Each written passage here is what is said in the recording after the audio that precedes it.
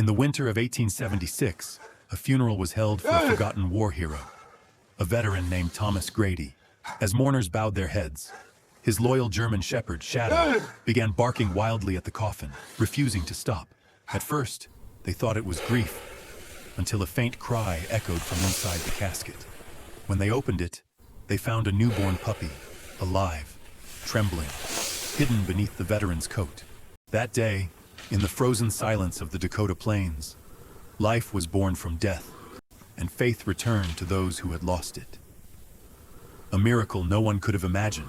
What follows is a story of loyalty beyond the grave, of a dog who defied death itself, and of a miracle only God could have written. Before we begin, please subscribe, like, and share this story, because miracles deserve to be heard. The wind howled over the frozen plains of Dakota, carrying the mournful cry of a lone church bell.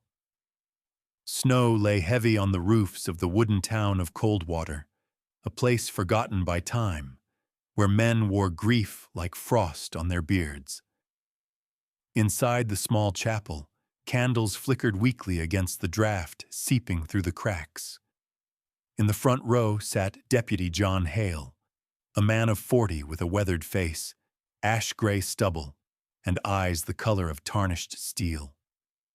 Once a Union soldier, he carried the quiet scars of the war not just on his body, but in the way he hesitated before speaking, as though measuring every word against memory. Today, his hand rested on the back of Shadow, the German shepherd sitting stiffly beside him, a creature of strength and sorrow.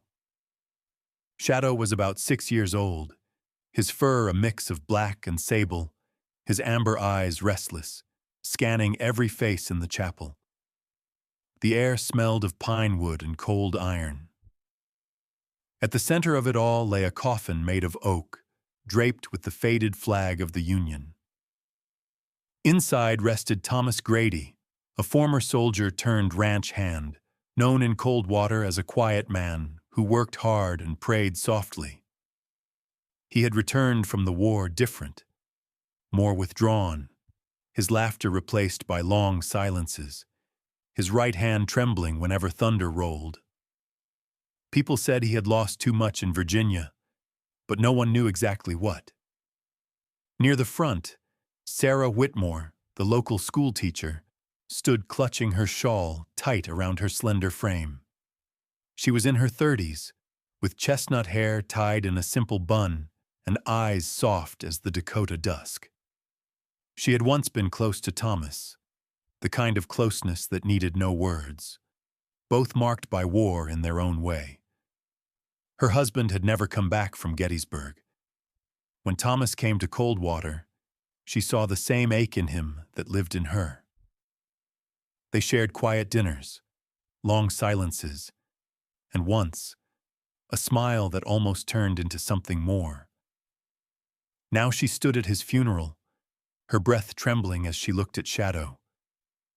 The dog had been Thomas's only true companion, following him everywhere, from the dusty ranch roads to the frozen riverbanks. As the priest's voice filled the room with the slow rhythm of psalms, Shadow began to shift uneasily. His ears twitched. His chest rumbled with a low growl. John pressed his hand against the dog's neck, whispering, "Easy, boy." But the dog's muscles were taut, his breath sharp. When the priest uttered the words, "Dust to dust and ashes to ashes," Shadow barked. Once, twice, then louder. Heads turned. The priest faltered. Sarah's hand flew to her chest. "He's just mourning," someone whispered. But John knew that sound. It was not grief. It was warning.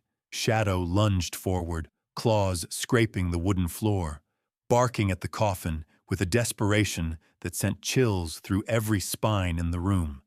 His tail was stiff, his teeth bared, not in anger, but in urgency. John grabbed the leash, but the dog was strong, driven by something primal and unwavering. The murmur of the mourners rose into confusion. "What's wrong with him?" someone muttered. The priest tried to continue, but his voice broke under the echo of Shadow's barks. Then it happened. A faint sound, almost too soft to hear, like a sigh beneath the earth. Shadow froze, head tilted, nose pressed toward the coffin's edge. The room fell silent. John's brow furrowed. He stepped closer, his boots creaking on the wooden floor. "Did you hear that?" he whispered. The undertaker, Mr. Crowley, a stout man with red cheeks and a perpetually nervous manner, blinked rapidly. It's the wind," he said. But John's expression hardened. "No, it ain't." He placed a hand on the coffin. The wood was cold, but beneath it, something stirred. A soft, muffled cry. John's heart leapt. "Open it," he ordered. The undertaker hesitated. "Sir, we can't—" "Now!" John barked. The word cracked like a rifle shot. Men rose from the pews. Sarah gasped, clutching her shawl tighter. Shadow whimpered and pawed at the casket, his breath fogging the polished wood. The lid creaked open with a groan that sounded almost alive. Inside, under the heavy folds of Thomas Grady's army coat, something moved, a small, shivering form. The crowd drew in their breath as John reached in, his hands trembling. He pulled out a tiny German shepherd puppy, its fur damp and dark, eyes sealed shut, body fragile as a whisper. A ripple of disbelief swept through the room. Sarah covered her mouth, tears spilling down her cheeks. Shadow stepped forward, sniffed the pup, and gave a soft, mournful whine, as if confirming what no one could comprehend. Beneath the puppy, tucked near Thomas's heart, was a folded piece of paper. John opened it with shaking hands. In the dim candlelight, he read the words scrawled in Thomas's handwriting. "If I do not return, please take care of them. Shadow will know what to do." The room stood frozen. Every mourner, every candle, every breath suspended in the weight of revelation. The priest crossed himself. Sarah began to sob, and Shadow, who had barked for life amid the dead, now sat silently beside the coffin, eyes soft, tail curled protectively around the newborn he had saved. John looked at him, understanding dawning in his weathered face. He wasn't mourning, he whispered. He was guarding. Outside, the snow continued to fall, silent and endless. Inside, a miracle stirred. A life pulled from the arms of death by loyalty that no human could name. By the next morning, the storm had quieted, leaving Coldwater cloaked in white silence. The sun barely pierced through the gray sky as Deputy John Hale trudged through the snow toward the Grady cabin, Shadow padding faithfully beside him. On John's arm, wrapped inside his coat, was the fragile German shepherd pup, its breath shallow but steady. The pup was so small it fit in one of John's weathered hands, its fur still damp, a faint heartbeat fluttering against his chest. John's mind was restless, replaying the letter found in Thomas's coffin. "Take care of them. Shadow will know what to do." What had Thomas meant by that? The man had died poor, with no family left, except perhaps this dog and whatever secret he'd died protecting. The cabin stood at the edge of the woods, smoke still faintly curling from a broken chimney. Thomas's life had been a lonely one. His home reflected that. The walls were lined with old war relics, a rusted bayonet, a tattered Union flag, a faded portrait of his regiment.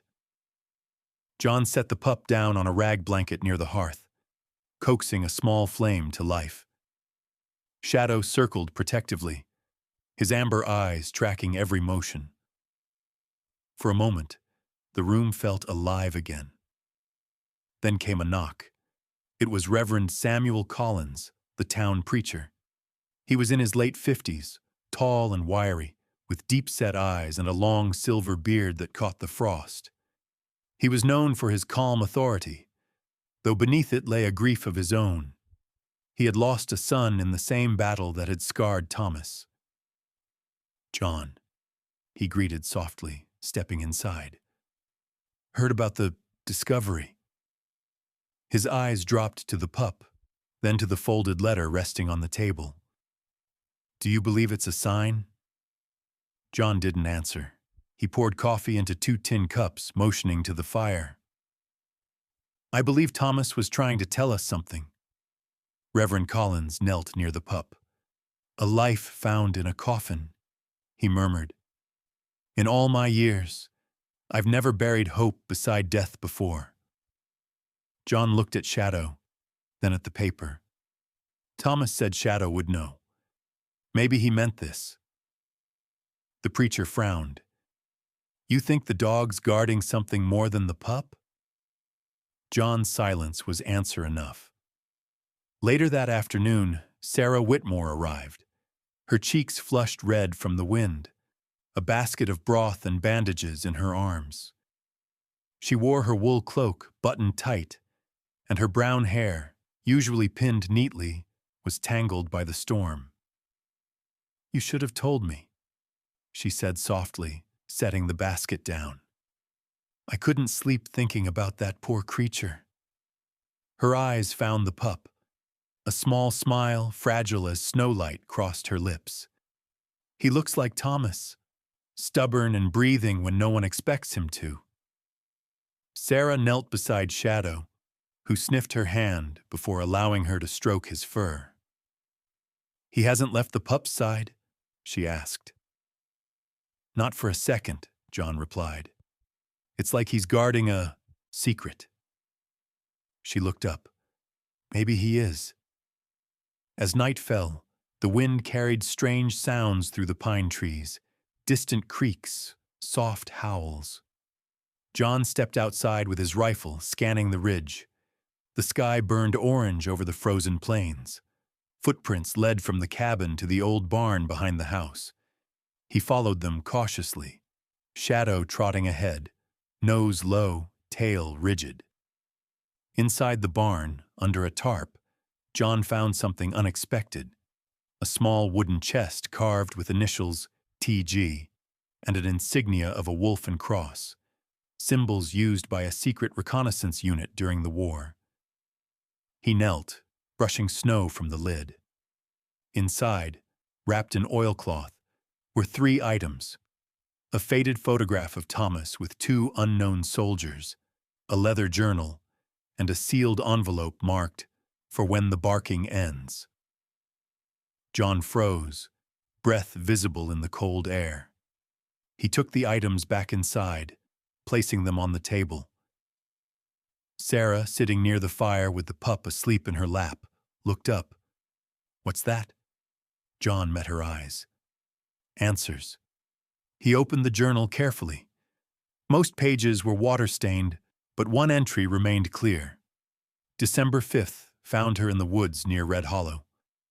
She was dying, but I couldn't leave her. She said they'd come for the child. If I fall, Shadow knows. John's pulse quickened. "Her?" Sarah whispered. "Who was she?" John shook his head slowly. "I don't know, but Thomas wasn't alone when he died." Reverend Collins leaned forward, studying the words. "Red Hollow's 30 miles north. That's outlaw country."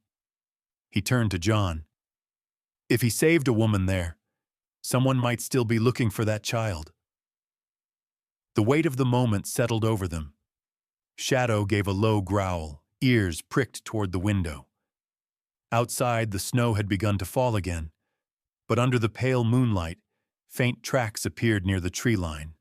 Not human. Hoof prints. John rose, loading his rifle. "We're not alone." Sarah clutched the pup tighter. The preacher whispered a prayer. Shadow moved to the door, hackles raised, eyes glowing like embers in the dark. The wind whistled through the gaps in the cabin walls, carrying with it something faint, a distant cry, almost human, echoing through the pines. John stepped outside, rifle raised. The sound faded. Only the snow fell now, covering the tracks that led away from the cabin and toward the ridge. Inside, the fire crackled, the pup stirred, and the journal lay open to one final line scrawled by Thomas's trembling hand. If they find me, protect the child. Trust the dog. John closed the book. The truth, whatever it was, wasn't buried with Thomas. It was still out there, moving beneath the snow, waiting to be found. By dawn, the snow had hardened into a crust, crunching under every boot and paw. The plains stretched wide and pale beneath a dim, unforgiving sky. Deputy John Hale stood by the barn, rifle in hand, his breath forming thin clouds that vanished into the cold. Inside the cabin, Sarah Whitmore sat by the fire with the infant pup nestled in a wool cloth near her chest. Shadow lay beside her, alert, his amber eyes fixed on the frosted window. The pup stirred occasionally, letting out soft whimpers that made Sarah smile despite her worry. She had not slept. The words in Thomas's journal haunted her. They'd come for the child. But who were they? A sharp crack echoed across the valley, a branch breaking under hooves. John turned toward the ridge, spotting movement. 3 riders, dark figures against the white horizon. He knew the kind, men who traveled without questions or mercy. They rode lean, hungry horses, their coats patched, their faces wrapped in scarves. One of them raised a hand, signaling to the others. John's gut tightened. Red Hollow outlaws. He'd seen their brand burned into barn doors before. As the riders neared, John caught sight of their leader. Caleb Ward, a gaunt man in his 40s, with a long scar running from his temple to his jaw and a crooked grin that never reached his cold gray eyes. He wore a long black duster, frayed at the sleeves, and a revolver strapped low on his hip. His reputation preceded him, a bounty hunter turned outlaw, known for tracking debts that were never his. Next to him rode Eli Ward, his younger brother, stockier but quieter, with a beard like black wire and a stare that gave nothing away.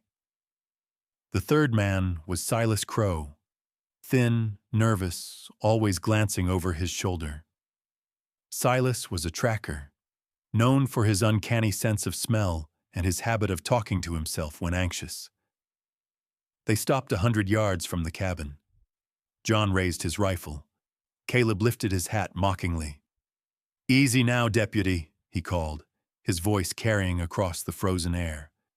"We ain't here for blood." John didn't lower his aim. "Then you picked the wrong place to ride through." Caleb's grin widened. "We're looking for something. Word is old man Grady left behind a package. A woman's belongings, maybe? Letter said she was carrying something valuable before she died." Inside, Sarah froze. She heard every word through the thin cabin walls. Her hands trembled as she clutched the pup closer. Shadow growled low, the sound vibrating through the floorboards. John's jaw tightened. "You won't find anything here," he said. Caleb tilted his head. "That's so? Because one of my boys saw a light burning last night. Looks like you found something worth guarding." He nudged his horse forward. "How about we come in and see?" The wind picked up, whirling snow between them like ghosts of soldiers passed. John fired a warning shot into the ground. "Next one won't miss." For a moment, the air was still. Then Caleb's expression hardened. "You've got guts, deputy," he said quietly. "But you're protecting something you don't understand." He turned his horse and spat into the snow. "We'll be back when the sun goes down. Don't make us dig through graves to find what we came for." The riders vanished into the storm, leaving silence in their wake. John exhaled slowly and returned inside. Sarah looked up at him, eyes wide. Who were they? She asked. Men from Red Hollow, he said grimly. Thomas was hiding something from them, and now they think we have it. He crouched near the fire, staring at the pup. Whatever this child meant to him, they're willing to kill for it. Reverend Collins arrived by midday, bundled in his heavy wool cloak, snow clinging to his beard. I saw riders on the ridge, he said, stamping the snow from his boots. John nodded. They'll be back. The preacher's gaze shifted to the pup sleeping beside Shadow. Then we need to move her, somewhere safer. John shook his head. Nowhere in Coldwater's safe. They'll search every barn, every church, every home. He looked toward the mountains. But maybe we can lead them away. Sarah frowned. You mean bait them? I mean buy time, John replied.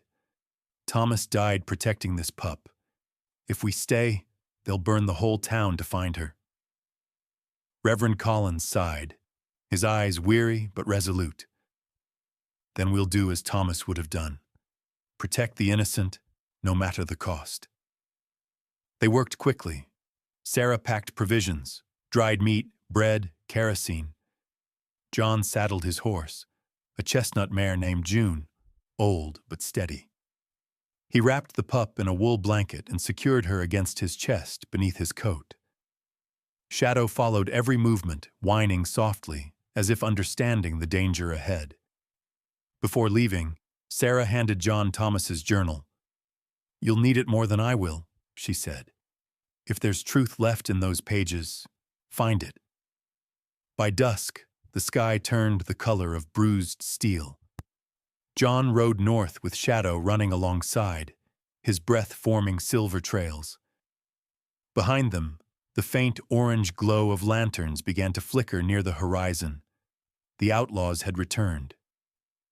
The first shots echoed across the plains just as John reached the tree line. Snow burst around him as bullets struck the frozen ground. He spurred June faster, heart pounding. Shadow barked sharply, darting ahead through the trees, guiding the path toward the mountains. When the gunfire faded, the night swallowed them whole. John stopped near a frozen creek, breath ragged. He dismounted, listening. Only silence. Shadow stood still, ears twitching.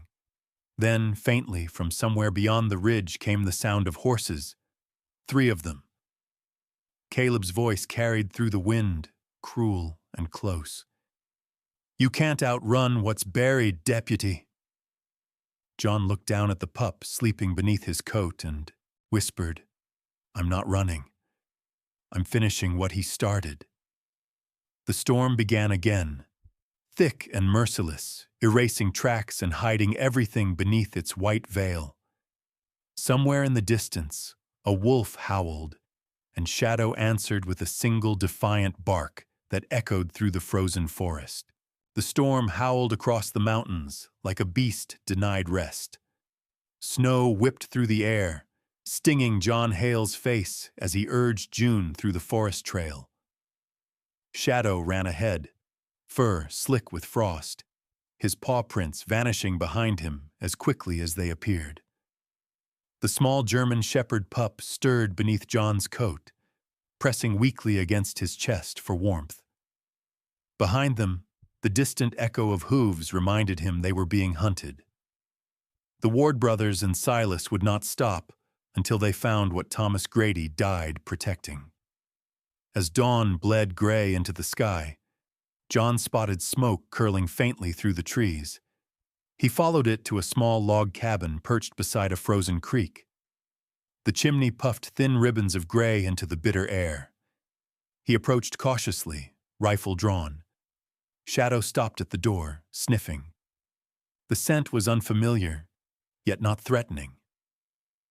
John knocked once. After a pause, the door creaked open. A tall woman stood framed in the doorway, holding a lantern. Her name was Margaret Boone, around 40, her auburn hair streaked with silver, tied back beneath a wool shawl. Her face was lined, not from vanity's neglect, but from weather, work, and the thousand quiet hardships of mountain life. Her eyes, pale blue and watchful, studied John with suspicion. "Lost or hunted?" she asked, voice low but firm. "A bit of both," he replied, lowering his rifle. Margaret's cabin smelled of smoke, herbs, and old timber. Inside, bundles of dried lavender hung from the rafters, and a large iron stove glowed softly in the corner. She motioned them in without another word. When John pulled the pup from his coat, her stern face softened. "Heavens," she murmured, taking a wool blanket from the shelf. "She's half frozen." She wrapped the pup gently, then glanced at Shadow. "And this one, he's no ordinary mutt." John nodded. "German Shepherd, trained K9, smarter than most men I know." Shadow lay near the stove, watching Margaret closely but without malice. As the pup warmed, John explained their situation: the death of Thomas, the journal, and the outlaws from Red Hollow. Margaret listened in silence, her brow furrowing deeper with every word. "Red Hollow," she repeated. "I know that name." She poured black coffee into 2 tin cups and sat across from him. "My husband rode with them once, years ago, before he met his end in those hills. They traffic in whatever makes a man desperate. Stolen goods, blood, secrets. If they're chasing a child, it's not for kindness." Her expression turned grim. "You should have kept riding, Deputy. They'll track you even through snow." "I intend to make sure they don't track anyone else," John said quietly.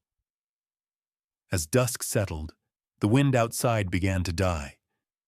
Margaret's young nephew, Luke Boone, returned from setting traps along the creek. He was 15, lean, freckled, with unruly brown hair and eyes that sparkled with more courage than wisdom. He wore a threadbare coat and carried a handmade bow slung over his shoulder. "Ain't everyday strangers ride this far north," he said, curiosity outweighing fear. "You the law?" "Used to be," John answered. Luke grinned. "Then maybe we'll be safe tonight." They weren't. Not for long. After supper, Shadow suddenly rose, ears pricked toward the window. A low growl rippled through his chest. John moved to the door, rifle in hand. "How far's the nearest ridge?" he asked. 2 miles, maybe less," Margaret replied, lowering the lantern light. "Why?" "Because they're here." Outside, faint glimmers of lanterns flickered between the pines. The Ward brothers had found them. John quickly doused the fire. "Luke, bar the back door. Margaret, stay with the pup." He crouched near the window, heart steady but heavy. Caleb's voice drifted faintly through the trees. "You can run, Deputy, but you can't hide what ain't yours to keep." His tone was almost calm, like a man inviting another to a funeral. The next moments blurred into survival. Shadow lunged from the doorway as bullets shattered the cabin's shutters. John fired into the night, the flash lighting his scarred face for an instant. Luke, trembling but brave, loosed an arrow toward the shapes in the dark. A shout followed, then silence. Margaret clutched the pup to her chest, whispering prayers that melted into the wind. The fight didn't last long. The outlaws retreated, leaving 2 horses behind and a trail of blood leading into the trees. Shadow returned limping, his left paw bleeding but his eyes defiant. John knelt, tearing a strip of cloth from his coat to bind it. "You did good, boy," he murmured. Margaret stared out the window, pale. "They'll be back with more." John nodded grimly. "Then we move before dawn." Before first light, they loaded the horses with supplies. Luke insisted on coming. "I know these woods better than anyone," he said, chin lifted. John saw something of his younger self in the boy's stubbornness. "All right," he agreed, "but you follow my lead." Margaret kissed her nephew's forehead, her eyes bright with tears she refused to show. "Bring him back," she said quietly. John promised he would, though promises meant little in a land ruled by winter and guns. As they rode from the cabin, the first light of dawn spread over the peaks, painting the snow in pale gold. The pup, wrapped against John's chest, gave a faint yawn. Shadow trotted beside them, favoring his wounded leg, but refusing to slow. Behind them, the cabin at Wolf Creek smoldered faintly, where the stove had caught the floorboards after the gunfire. Margaret stood at the door, watching them vanish into the trees. She crossed herself once, murmuring, "May the Lord guard the living and forgive the dead." The wind along Iron Ridge screamed like a wounded thing, tearing through the narrow pass where John Hale, Shadow, Luke Boone, and the tiny German shepherd pup had taken refuge. Below them, the plains of Dakota spread like a silver sea, endless and cold. Snow blew in every direction, masking their trail but biting deep into skin and bone. John sat near a small fire, his face illuminated in flickers. Hard lines of exhaustion cut across his cheeks, and his beard had frozen into thin icicles. Across from him, young Luke worked silently, mending Shadow's bandaged paw with strips of cloth torn from his own coat. Despite his age, the boy's hands were steady, his expression determined. John watched him quietly. "You remind me of a young soldier I once knew," he said. Luke glanced up. "Did he make it?" John stirred the embers. "No, but he saved someone who did." They had traveled through the night, stopping only when June, the chestnut mare, could go no further. The horse now stood tethered near the cliff, her breath clouding the air. Shadow lay close to the fire, eyes half open, his fur singed from the fight at Wolf Creek. The pup, named Hope by Sarah before they fled, slept nestled in John's coat, her tiny heartbeat a fragile echo of the world they were trying to protect. Luke shivered. "Think they'll find us here?" John looked toward the valley. "They always do." He handed Luke a revolver, too large for the boy's grip but loaded all the same. "If they do, you take her and run. Head west until you reach the river. Find Reverend Collins in Coldwater. Tell him." His voice caught in his throat. "Tell him Thomas's promise was kept." Before Luke could answer, Shadow's head snapped up. A low growl rolled from his chest. John followed the dog's gaze. Lantern light glimmered in the distance. The outlaws had found them. 3 horses emerged from the snow mist, the riders' silhouettes clear even in the blizzard. Caleb Ward rode in front, his black duster whipping in the wind, the scar on his face glowing pale under the lantern. Beside him, Eli clutched a rifle across his saddle, his eyes narrowed, his beard crusted with frost. Silas followed behind, muttering to himself, his hat low and his breath coming out in nervous bursts. John stood slowly, rifle ready. "This ends here," he murmured. Caleb called out through the snow, "Deputy, you've dragged this far enough. Hand over what ain't yours, and maybe we'll let the boy live." John's grip tightened. "You'll leave him out of this." Caleb laughed, a harsh, humorless sound. "Can't make promises, Hale. The one thing my brother taught me. Don't leave loose ends." A single gunshot cracked the silence. Snow burst from the ground near John's boots. He dove behind a boulder, returning fire. The ridge erupted with sound, echoing gunfire, shouts, and Shadow's furious barking. Luke crouched behind the rocks, trembling but refusing to run. "Stay down!" John shouted, firing again. His bullet struck Silas's arm. The tracker yelped, dropping his gun and stumbling into the snow. "Eli!" Caleb barked. "Circle left!" The fight became chaos. Shadow lunged from cover, his dark body slicing through the white storm, knocking Eli off his horse. They rolled through the snow, snarling and shouting. Eli struck him with the rifle's stock, but Shadow bit down on the man's arm with unyielding fury. John fired again, hitting Eli square in the chest. He dropped, motionless. Caleb roared, drawing both revolvers and advancing. Luke saw movement from the corner of his eye, the wounded Silas crawling toward the fire, reaching for hope. Without thinking, the boy raised his revolver, hands shaking. "Don't!" he shouted. Silas froze, his lips trembling. "She ain't worth dying for, kid," he hissed. "You don't even know what she is." Luke's jaw tightened.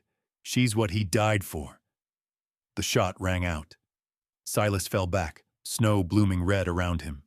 Caleb, now alone, stepped into the clearing, his guns smoking, his face twisted with rage. "You killed my kin," he said. "They chose their side," John replied.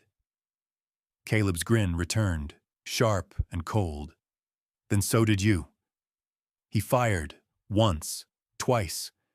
The second bullet struck John's shoulder, spinning him to the ground. Luke screamed. Shadow leapt between them, teeth bared, tackling Caleb with a snarl that echoed off the ridge. They struggled, man and beast, the snow around them turning crimson. Caleb managed to grab his pistol again, but before he could pull the trigger, a single rifle shot split the air. Caleb stiffened, eyes wide, and fell backward into the snow. Behind him, Margaret Boone stood at the ridge's edge, smoke curling from the barrel of her late husband's rifle. Her hair whipped in the wind, her expression fierce yet sorrowful. "Told you they'd come this way," she said softly. John lay back, panting, the world spinning. Shadow limped to his side, muzzle red but eyes gentle. "Easy, boy," John whispered. Margaret knelt beside him, tearing a strip of fabric to press against his wound. "You're lucky I followed your tracks," she said. "Luke sent me word before you left." The boy smiled weakly, tears freezing on his cheeks. "You saved us." Margaret shook her head. "No." "He did." She looked at Shadow, who sat guarding the sleeping pup, tail sweeping slowly through the snow. By morning, the storm had passed. The sky turned gold over Iron Ridge. Margaret buried the dead near the cliff, marking their graves with stones. John stood beside her, his arm bound, his eyes on the horizon. "Thomas wanted her safe," he said quietly. "He didn't live to see it, but maybe now he can rest." Margaret nodded.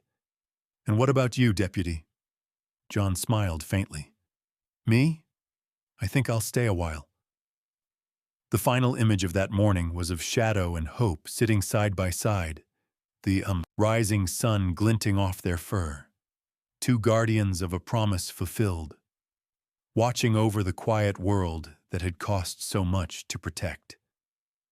When the storm finally broke and sunlight touched the snow, it wasn't just the end of a battle. It was the beginning of a miracle.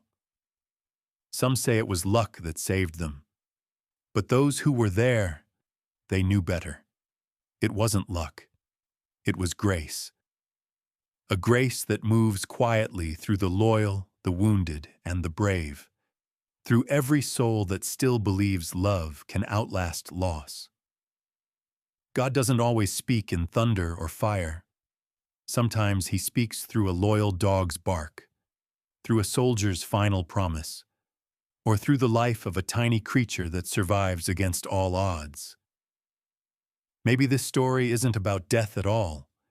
Maybe it's about resurrection, about how even in the coldest winters of our hearts, God still plants seeds of hope. And maybe tonight, as you watch this, there's a message meant for you too, to hold on a little longer, to forgive a little deeper, to believe that miracles still walk among us. If this story touched your heart, share it. Let it travel farther than the wind on Iron Ridge. Comment below where you're watching from, and tell us if you've ever witnessed a small miracle of your own. And before you go, take a moment to pray for every brave soul, every faithful animal, and for everyone watching this now. May God bless and protect you always.